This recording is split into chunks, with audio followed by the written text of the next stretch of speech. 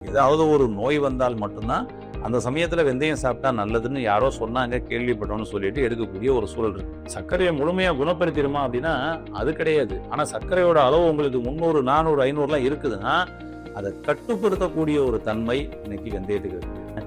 Heart block அப்படின்னு சொல்லி நீங்க கேள்விப்பட்டீங்கன்னா, நீங்க இந்த வெந்தயத்தை எடுத்துக்கிட்டே வந்தீங்க அப்படின்னா பிளட் தின்னர் சாப்பிட வேண்டிய அவசியம் இருக்காது. வெந்தய டீ, இந்த வெந்தய டீ மட்டும் நீங்க அப்படி தினந்தோறும் ஒரு டைம் சாப்பிடுவாங்க போதும். ஹெல்த் கபே நேயர்களுக்கு வணக்கம். இன்னைக்கு வெந்தயம் சாப்பிட்டால் என்னென்ன நன்மைகள்லாம் கிடைக்கும் அப்படின்னு சொல்லிட்டு நிறைய மக்கள் கேள்வி கேட்டிருந்தாங்க. வெந்தயம் சாப்பிட்றத நம்மளுடைய முன்னோர்கள் அன்றாடம் வாழ்வியல் முறைகளில் கடைபிடிச்சுக்கிட்டு வந்திருந்தாங்க. அதனுடைய பெனிஃபிட்ஸை அவங்க உணர்ந்ததுனால தான் அதை கடைபிடிச்சுக்கிட்டு இருந்தாங்க. அவர்களுடைய குழந்தைகளுக்கும் சொல்லி கொடுத்தாங்க. இன்னைக்கு நம்ம வெந்தயம் சாப்பிடக்கூடிய பழக்க வழக்கம்ன்றதே நம்மகிட்ட கிடையாது. ஏதாவது ஒரு நோய் வந்தால் மட்டும்தான் அந்த சமயத்துல வெந்தயம் சாப்பிட்டா நல்லதுன்னு யாரோ சொன்னாங்க, கேள்விப்பட்டோம்னு சொல்லிட்டு எடுக்கக்கூடிய ஒரு சூழல் இருக்கு. இப்ப இந்த வெந்தயத்தையும் யார் எடுத்துக்கலாம், எவ்வளவு எடுத்துக்கலாம் அப்படின்னு சொல்லிட்டு சில வழிமுறைகள் இருக்குது. வெந்தயம் எடுத்துக்கிட்டா சைடு எஃபெக்ட் வருமா அப்படின்னா நிச்சயமா சில நபர்கள் எடுத்துக்கிற கூடாது. அவர்களுக்கு சைடு எஃபெக்டும் உண்டு பண்ணும். ஏன்னா எல்லாமே அளவுதான். அளவுக்கு மிஞ்சுனா அமிர்தமும் நஞ்சு அப்படின்னு சொல்லி சொல்லுவாங்க. அது மாதிரிதான் இதுக்குள்ளேயும் இருக்கு இந்த வெந்தயத்துக்குள்ள. அதை பத்தி தான் நம்ம டீட்டெயிலா பார்க்கலாம் வாங்க. பொதுவா வெந்தயத்துல ஃபைபர் கண்டென்ட் நல்ல ரிச் ஃபைபருங்க. அப்ப ஃபைபர் உணவு உங்களுக்கு ஏதாவது ஒண்ணு வேணும் அப்படின்னா அது நீங்க வெந்தயத்தை எடுத்துக்கிறது ரொம்ப ரொம்ப நல்லது. அன்னைக்கு நம்மளுடைய முன்னோர்கள் எடுக்கப்பட்டது இது எதுக்காக அப்படின்னா ஃபைபருக்குன்னு நினைச்சு எடுக்கல. அவர்கள் எடுக்கப்பட்டது குறிப்பா உடலில் இருக்கக்கூடிய வெப்பத்தை குறைப்பதற்காக எடுத்தாங்க. ஏன்னா அவங்க நல்லா தெரிஞ்சு வச்சுக்கிட்டாங்க, உடம்புல வர்ற நோய்க்கெல்லாம் அடிப்படை காரணம் உடலில் ஏற்படக்கூடிய அதிகப்படியான வெப்பமே. அப்ப இந்த வெப்பத்தை குறைப்பதற்கு நான் என்ன பண்ணணும்னு சொல்லிட்டு தான் அவர்கள் கடைபிடித்த அந்த வாழ்வியல் முறைகள் எல்லாமே அப்படிதான் இருந்துச்சு. அன்னைக்கு அவங்க குளித்ததுல இருந்து சரிங்களா, கம்மாயில் குளத்துல எல்லாம் மூழ்கி குளிச்சு உடம்ப குளிர வச்சாங்க. கஞ்சிகள் தான் எடுத்துக்கிட்டாங்க. நீர் ஆதாரமா உள்ள உணவுகளாக தான் எடுத்துக்கிட்டாங்க. அப்பெல்லாம் ஏன் என்னைக்கணுமோ அது மட்டும் இல்லாம குளிக்க போறதுக்கு முன்னாடி நல்ல தலையிலலாம் எண்ணெய் தேய்ச்சி குளிச்சாங்க. வாரத்துல 2 முறை எண்ணெய் தேய்ச்சி குளிச்சாங்க. அப்புறம் குளிச்சு முடிஞ்சு வந்த பிறகுமே தேங்காய் எண்ணெய் எடுத்து உடம்பு பூரா தேய்ச்சாங்க. குளிர்ச்சி படுத்திக்கிட்டே தான் இருந்தாங்க. இது மட்டுமல்லாமல் வெந்தயத்தை அவங்க இரவு ஊற வச்சு காலையில அவங்க எடுத்துக்கிட்டாங்க. நீச்ச தண்ணியோட அந்த வெந்தயத்தை சாப்பிடக்கூடிய பழக்கம் நம்மளுடைய அப்பா, தாத்தா, பாட்டி, ஐயா இவங்களுக்கெல்லாம் இருந்து வந்துச்சு. இன்னைக்கு நீங்க வீட்டில் இருக்கக்கூடிய பெரியவங்க இருந்தாங்கன்னா கேட்டீங்கன்னா சொல்லுவாங்க ஆமாங்க அப்படின்னு. அப்ப குளிர்ச்சிப்படுத்துவதற்காக அன்னைக்கு எடுத்தாங்க. அப்ப பாருங்க, இது குளிர்ச்சிப்படுத்தக்கூடிய தன்மை இதுக்குள்ள இருக்குது. ஓகேங்களா? ஆமா, ஃபைபர் கண்டென்ட் இருக்குது, குளிர்ச்சிப்படுத்தக்கூடிய தன்மை இருக்குது. அது மட்டும் இல்லாம இப்ப சமீபமா மக்களுக்கு எல்லாம் இப்பதான் தெரிய வந்திருக்கு, சர்க்கரையை குறைக்கக்கூடிய ஒரு தன்மையும் இதுக்கு இருக்குது. சர்க்கரையை முழுமையா குணப்படுத்திடுமா அப்படின்னா அது கிடையாது. ஆனா சர்க்கரையோட அளவு உங்களுக்கு 300, 400, 500 இருக்குதுன்னா அதை கட்டுப்படுத்தக்கூடிய ஒரு தன்மை இன்னைக்கு வெந்தயத்துக்கு இருக்குது. சரிங்களா? அது மட்டும் இல்லாம உங்களுக்கு ஒயிட் டிசார்ஜ் இருக்குன்னு வச்சுக்கோங்க. நீங்க வெந்தயத்தை எடுத்துக்கிட்டீங்கன்னா உங்களுடைய ஒயிட் டிசார்ஜ் ப்ராப்ளம் சரியாகும். நீங்க ஹார்ட் பிளாக் அப்படின்னு சொல்லி நீங்க கேள்விப்பட்டீங்கன்னா நீங்க இந்த வெந்தயத்தை எடுத்துக்கிட்டே வந்தீங்க அப்படின்னா பிளட் தின்னர் சாப்பிட வேண்டிய அவசியம் இருக்காது. அப்ப பாத்தீங்கன்னா இது என்ன பண்ணுதுன்னா பிளட்டை தின் பண்ணுது.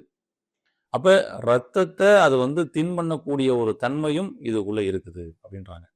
இது மட்டும் இல்லைங்க, இன்னைக்கு ஓவர் வெயிட்டை குறைக்கணும் அப்படின்னு நீங்க ஃபீல் பண்றீங்கன்னு வச்சுங்க, நீங்க வெந்தயத்தை எடுத்துக்கிட்டீங்க அப்படின்னா உங்களுடைய வெயிட் குறைகிறதுக்கு ரொம்ப அருமையா இது சப்போர்ட் பண்ணி கொடுக்குதுங்க. கொழுப்பை கரைக்கக்கூடிய தன்மை இந்த வெந்தயத்துக்கு இருக்குதுங்க. அப்ப கொழுப்பை கரைக்கணும்னு விரும்புறவங்க நீங்க இந்த வெந்தயத்தை எடுத்துக்கலாம். இப்ப பாருங்களேன், எவ்வளவு பேர் பாருங்க, வெயிட் குறைக்கணும் எடுத்துக்கலாம், கொழுப்பை கரைக்கணும்னா எடுத்துக்கலாம், ஹார்ட் பிளாக் வந்திருக்குன்னா பிளட் தின்னர் வேணுமா அதுக்கு நீங்க இதை எடுத்துக்கலாம், ஒயிட் டிசார்ஜ் இருக்குதா நீங்க எடுத்துக்கலாம், பைல்ஸ் இருக்குதா நீங்க எடுத்துக்கலாம், உடம்பு வெப்பத்தை குறைக்கணுமா நீங்க எடுத்துக்கலாம், ஃபைபர் கண்டென்ட் எனக்கு வேணுங்க, நான் ஃபுல்லா கார்போஹைட்ரேட்டாக தான் சாப்பிட்டுக்கிட்டு இருக்கேன், மாவு பொருளாக சாப்பிட்டுக்கிட்டு இருக்கேன், ஃபைபர் கண்டென்ட் வேணும்னு நினைக்கிறீங்களா நீங்க எடுத்துக்கலாம். இதை எப்படி எடுத்துக்கலாம், எவ்வளவு எடுத்துக்கலாம் அப்படின்னு சொல்லி பார்த்தோம்னா அங்கதான் சில விஷயங்கள் இருக்கு. சரிங்களா? ஆமா, பொதுவாக நீங்க நைட்டு நல்ல ஒரு 2 ஸ்பூன் எடுத்து ஊற போட்டு காலையில அதை நம்ம சாப்பிட்றது ரொம்ப நல்லது. ஏன்னா இது நீங்க டைரக்டா அரைச்சு பவுடர் வச்சு காலையில ஒரு ஸ்பூன் பவுடரை டைரக்டா சாப்பிடலாம். ஏன்னா அது ரொம்ப ரொம்ப நல்லதுதான். ஆனா அந்த டேஸ்ட் ஒரு மாதிரி இருக்கும். ஆனால் நைட்டு நீங்கள் ஊற வச்சு அதை வந்து நீச்சல் தண்ணியிலையோ அல்லது நார்மல் தண்ணியிலையோ அல்லது மோர்லையோ சாப்பிட்டீங்கன்னா ரொம்ப ரொம்ப பெஸ்ட்டுங்க. உடம்பு குளிர்ச்சியாவத 1-2 நாள்கள்லேயே உங்களால் வந்து உணர முடியும். ஒரு 3 நாள்லேயே நீங்கள் சொல்லுவீங்க உடம்பு இப்போ நல்லா குளிர்ச்சியாக இருக்குது அப்படின்னு சொல்லிட்டு. ஏன்னா இந்த உடல் குளிர்ச்சியாக்குறது இன்னைக்கு ரொம்ப பெரிய விஷயங்க. உடம்பு சூடு சூடு சூடு சூடுன்னு தான் இன்னைக்கு நிறைய பேருக்கு இருக்குது. நீங்கள் இதை மட்டும் காலையில் எடுக்க ஆரம்பிங்க. காலையில் இரவு நல்ல ஊற வைத்த வெந்தயத்தை நோரி எடுத்துக்கொள்ளலாம், நீச்சல் தண்ணியில் எடுத்துக்கலாம், வெறும் தண்ணியில் கூட எடுத்துக்கலாம். இந்த பழக்கத்துக்கு கொண்டு வாங்க. அப்போ இந்த வகையில் நம்ம எடுத்துக்கலாம். ஒன்று. இன்னும் ஒரு சிறப்பான ஒரு முறை இருக்குது. என்னன்னா இப்போ நான் சொன்ன இந்த மெத்தட்லேயே பல விஷயங்கள் சரியாகும். இன்னும் வெந்தயத்தை முளைகட்ட வச்சு சாப்பிடலாங்க.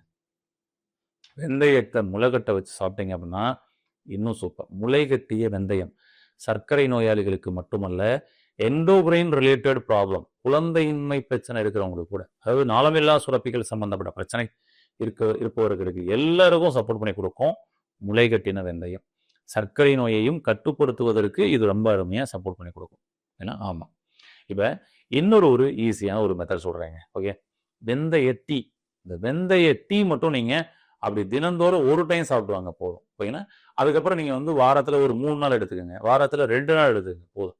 அப்படி நீங்கள் நடைமுறையில் ஃபஸ்ட்டு கொஞ்சம் ஆரம்ப கட்டத்தில் கொஞ்சம் ரெகுலராக எடுத்துட்டு அடுத்து வீக்லி 2-3 டைம்ஸ் எடுத்தாலே போதுங்க. உங்களுக்கு மிகப்பெரிய மாற்றத்தை தரும் வெந்தய டீ. சரிங்களா? அந்த வெந்தய டீன்றது சுடு தண்ணியில் நல்ல ஒரு நீங்கள் ஆவரேஜாக ஒரு நபருக்கு 1 ஸ்பூன் போதும். 1 ஸ்பூன் வெந்தயம்.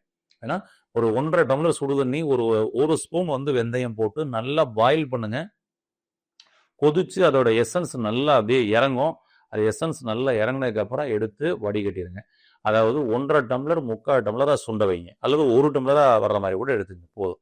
எடுத்துட்டு வடிகட்டிட்டு அதில் வந்து நமக்கு தேவையான அளவுக்கு கொஞ்சம் ஒரு 1/2 ஸ்பூன் அல்லது 3/4 ஸ்பூன் தேன் கலந்துக்குங்க. அவ்வளோதான். இப்போ இது டீ ஐஸ். இப்போ நமக்கு வெந்தய டீ இதை மட்டும் நீங்கள் சாப்பிடுவாங்க. என்ன மாற்றம் நடக்குன்னு பாருங்கள். நிறைய மிகப்பெரிய மாற்றங்கள் வரும். ஃபஸ்ட்டு நல்லா தூக்கம் வரும், யூரின் நல்லா பிரியுங்க. நீங்கள் வெந்தய டீ சாப்பிட்டீங்கன்னு வச்சுங்க, யூரின் நல்லா பிரியும் பாருங்க. அப்போ சிறுநீரக மண்டலம் சூப்பராக வேலை பார்க்கும். சரிங்களா? ஸ்கின்னெல்லாம் சைனிங் ஆகும், உங்களுடைய உடல் எடை குறையும், கொழுப்பை கரைக்கும், தேவையில்லாத ஊழல் சதைகள் வந்து உங்களுக்கு குறைக்கப்படும், சர்க்கரை நோய் கட்டுப்படுத்தப்படும். சரிங்களா? இப்படி பல விஷயங்களை பண்ணி கொடுக்கக்கூடிய வேலையை அது பண்ணுங்க. ஒன்று. சரிங்க, இப்போ யாரெல்லாம் எடுத்துக்கிற கூடாது, இது இவங்கெல்லாம் எடுத்துக்கிட்டா ஏதாவது சைடு எஃபெக்ட் வருமா அப்படின்னு பார்த்தோம்னா நிச்சயமாக சில நபர்களுக்கு இருக்கு.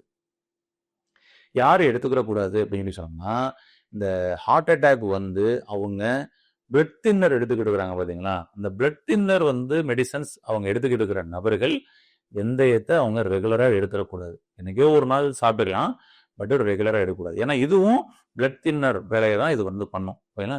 அப்போ அவர்களுக்கு வந்து பார்த்தீங்கன்னா ரத்தம் உறைதல் அப்படின்ற ஒரு விஷயம் வந்து பார்த்தீங்கன்னா டோட்டலாக இல்லாமல் ஆகும்.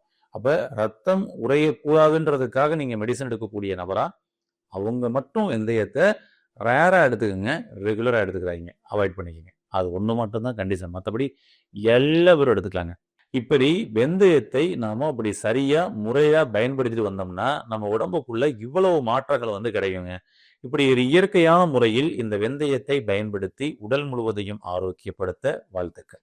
நன்றி. இந்த வீடியோ உங்களுக்கு பிடிச்சிருந்தா லைக் பண்ணுங்க, ஷேர் பண்ணுங்க, கமெண்ட் பண்ணுங்க. மறக்காம ஹெல்த் கஃபே தமிழ் சேனலை சப்ஸ்கிரைப் பண்ணிட்டு பெல் பட்டனை கிளிக் பண்ணிடுங்க.